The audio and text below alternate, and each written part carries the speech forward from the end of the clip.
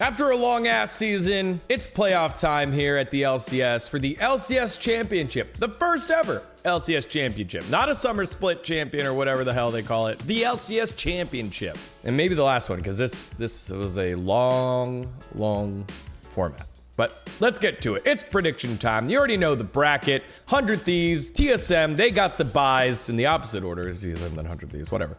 But then you got Cloud9 against Team Liquid, and then Evil Geniuses against Dignitas. Those are going to be the matches that we will be picking today, and we'll be picking each round per week. So those are the two matches that will be played before next week. And then I think Thursday, Friday are the loser bracket matches, and then we'll get that next week. All right, so first two matches of the LCS playoffs. It is in the winners bracket, though. So remember, these matches today, if they lose, they're not out. They still have their opportunity to go to Worlds. They still have a chance to do it. And the teams that win their next match will be playing for a World spot against TSM and 100 Thieves, respectively. So let's get to it. Starting at the top side of the bracket, Cloud9 and Team Liquid. Now, this is a rematch of the mid-season showdown with Cloud9 taking it 3-2 over Team Liquid. This was with Santorin not in. You had Armeo come in and play huge and would have won the MVP if they would have won the tournament. Unfortunately, they did not. Their two journeys now have been a little bit different, both not where they wanted to be, not 1 and 2, but now here at 4 and 5, seeds 4 and seeds 5. And I think the one that's had worse for wear is Team Liquid. You had the blow up with Alfari at the beginning of the split that forced Jat to resign later on. You had Jenkins come on in and show some good stability, but then start to be figured out by teams. Then the migraines came on in here for Santorin. Armeo has come on in and put in some consistent performances, but nothing really that has allowed them to rest their hat on that. So you got questions in two different roles here for Team Liquid. You gotta wonder what's happening with Alfari in the top side of the map. Has he had enough reps? Are they still using a 6-man roster like they said they were going to earlier in this summer split when he would return? Plus, Santorin just came back last week. Is he practiced enough? Are they gonna use a 7-man roster and have Armeo sub on in too? Or is it just, hey, thanks for filling in, buddy. Santorin's gonna take it from here? And to be fair, Santorin has not looked the same as he did last year when he was on FlyQuest. He was one of the best, if not the best jungler in the league last year. He was constantly, second all-team pro because Blabber was just lighting everything on fire. But then right there was Santorin, key to the success of FlyQuest to get second place in both the spring and summer of 2020. Since then on Team Liquid, he's felt uncomfortable, forcing plays a little bit here and there, maybe a step behind, doing his job most of the time, but not always being the major facilitator of a team that just has so much firepower and already a major facilitator down on the bottom side of the map with Core JJ, which has been the strength. Tactical and Core JJ have been getting their shit together. They now seem like a duo that can hang with the best, and they're gonna have to do that because I have Vulcan as an MVP first team all-pro support, and Sven has been coming more online lately. You know Sven, he's normally a player that pushes his limits, and that's the thing about this Cloud9 roster that is exciting. This is a roster that has been pushing their limits at the end of the split.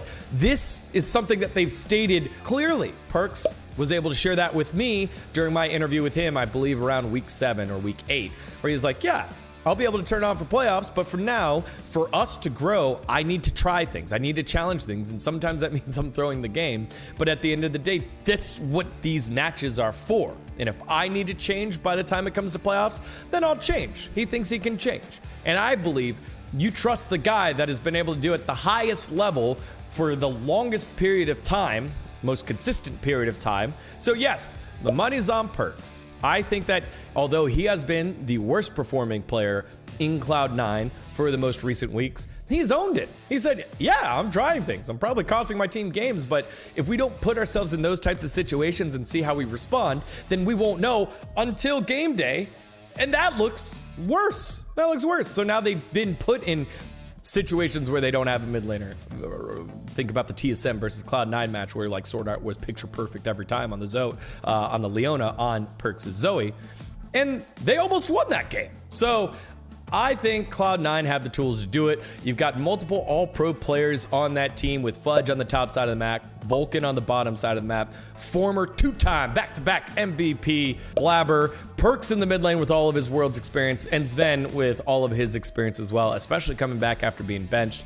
Give me Cloud9. I do think it's close though, because if PERKZ's on-off switch, which coaches hate, they hate for players to like save it for later, doesn't work, Jensen will punish. Jensen has been a consistent force in the mid lane. Has he been the one that's taken over games? No, not necessarily. Although last week he did kind of outplay the shit out of PERKZ's TF on Azir.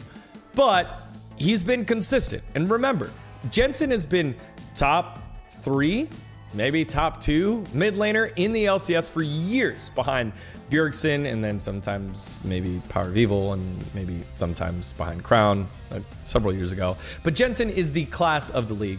And so I don't see a world where Jensen, if PERKZ makes mistakes, doesn't punish them. That is expected now of mid laners of his caliber. Not always can you make them make a mistake, but if they make a mistake, can you punish? Answer is yes, Jensen can do that. That will be Team Liquid's win condition on in. I think it's going to be a great series. Give me 3-2, Cloud9 though. All right, next up, the number 3 seed Evil Geniuses against the number 6 seed Dignitas. Dignitas was able to hold off Immortals for that winner upper bracket spot, but the reward is playing one of the hottest teams in the summer split in Evil Geniuses, who in their own right have 2 MVP candidates in Impact and Jizuke, and an argument probably could be made for the man in the bot lane, the young man in the bot lane, Danny. Now, Evil Geniuses has their roster constructed around the coin flip mentality of Jizuke. Peter Dunn has stepped out and said, coin flip is a terrible way to call Jizuke. He just plays aggressively, very aggressively, and will go back to it. Something that has been known about Jizuke and known about the region that Jizuke comes from for such a long time. EU mids do this. They coin flip. They push the limits. It's very much what PERKZ has been doing, and PERKZ has been coming up a lot more tails recently than Jizuke. So you've got that. You've got yourself a self-sufficient bot lane. Doesn't need as many resources to still have an impact and make plays, and kind of has that blissful, youthful naivety that allows him to make plays and not really worry about the consequences or know what the consequences are. And so he'll get in your face and do things that a lot of other AD carries won't. A lot of other AD carries is like, hey, what will kill me? Okay, like, all right, let's hang around, skirt around the edge, and now it feels good to go. Danny will go and make his own openings. Like, very much what I was saying about Jensen, and at least he'll be able to punish if people make mistakes, but maybe he won't make people make mistakes. Danny will go and make people make mistakes. And he's been given the freedom to do so by Peter Dunn and by the rest of Evil Geniuses. You have Impact on the top side of the map that is almost like a God spectating coach who can see everything around. He calls out for plays, for TPs all the time. And so I think with that, plus Ignar roaming around, Evil Geniuses have their gameplay set for them. Now, one thing we've been talking about a lot on Facecheck is that they've been drafting the same style, and that in a best of 5, a team that can recognize what that style is then can ban out a lot of those core champions and force them to try something different. Now, is Dignitas that team? Is Coach Jimmy that coach that can do that? Coach Mabry able to be the one that does that? We'll see. Remember, this is the same group of guys that kicked out one of the most aggressive junglers in the league, but we're correct. Acadian has come in and been not just serviceable, but a leading force on Dignitas. A lot of these upset victories that they've had have come from the fact that Acadian has been able to get a lead through either out jungling or getting team to help and then carry. And that's what you want to see from a player of his tenure, right? When you have a lead, can you close out the game? We see so many times, so many teams struggle to close out games. We saw that from Immortals. We've seen that from 100 Thieves. We've seen that from TSM and a lot of the Fiestas that ended up going their way. But Dignitas has been able to do that more specifically recently with the play of Acadian and also the play of Yasui in the mid lane. Now, I'll be the first one to admit, I hated that move. I thought Soy Luigi was the guy. Also, I've seen Yasui enough in Academy that, hey, he has flashes of greatness, but when things are going poorly, my man's doesn't have it in him to claw back into the game. I was wrong.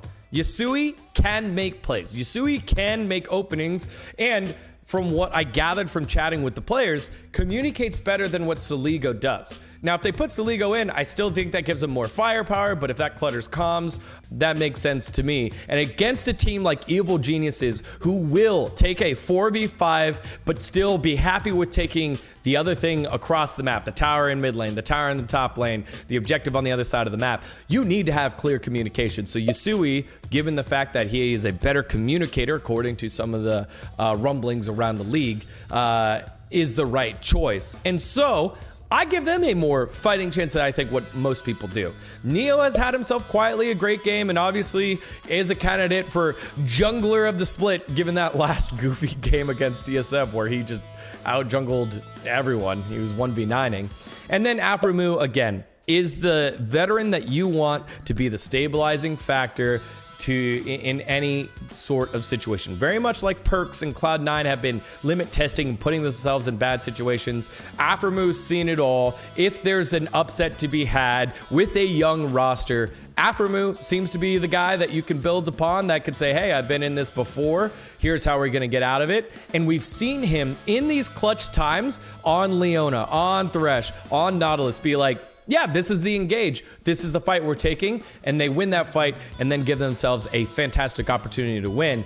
I think if Afro's intuition is correct on when Evil Geniuses are getting too aggressive with Jizuke, getting too aggressive with Danny, he's going to be the one that punishes them and then force Evil Geniuses to rethink their strategy. Because Evil Geniuses, in a lot of the games that they've won, they've controlled the game and they've played great macro. But have we seen them in situations where they've fallen behind and it wasn't like, oh, like we made mistakes? It's no, they get punched in the mouth. That's what Dignitas does to you. They punch you in the mouth. So I think they have a puncher's chance to get a victory here in the set and play for the world slot against 100 Thieves. However, I don't think they do it. I think it goes 3-2 to Evil Geniuses, and they'll be the ones playing 100 Thieves for the world's spot. All right, so those are my picks on who's making it through. Is there anyone out there that's actually going to pick Dignitas or Team Liquid to make it on through? Put your money where your mouth is. Put it in the comments. I'll go ahead and give you a nod, a little tip of the cap, if you will, if it works out. I mean, even if you make the pick, that's pretty brave of you. But then if you're wrong, we'll just, make fun of you and all that good stuff. 3-2, exciting weekend of action. We'll be back to recap it next week, both on Facecheck and in our predictions later on Wednesday of next week.